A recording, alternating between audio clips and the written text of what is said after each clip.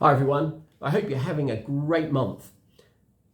Do you ever find yourself wondering how on earth you're going to find time to work on your business? Do you find yourself constantly in the business doing loads of things and not actually spending that quality time looking at how you're going to grow the business and take it forward?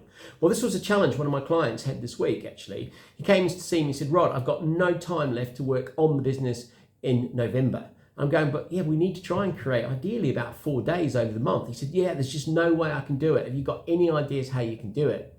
So what we did was gave him an exercise to do, and we just basically got a pen and paper and got him to list the clients that he would have to go out and do work for during November. And once he'd done that and roughly how many hours, what we then did was we got a very basic Excel template, which is just done, as I say, using Excel for the month ahead, and we just got some pens and we ring fenced, as you can see on this example. This is one that I do on a monthly basis. We ring fenced 4 days, which were going to become sacred. They were going to be the working on the business days. And as it was, when he picked up all the clients and allocated them during the rest of the month, lo and behold, they all fitted in. He could serve all his clients that he had work for. That level of turnover from those clients was actually going to take him up a step from the previous month anyway. And we had 4 days ring fenced to work on the business. And there was a little bit of buffer on a few days as well where a couple of other things could slot in for clients if need be. So sometimes when you're feeling, I haven't really got that time, I don't know where I'm going to get the time from,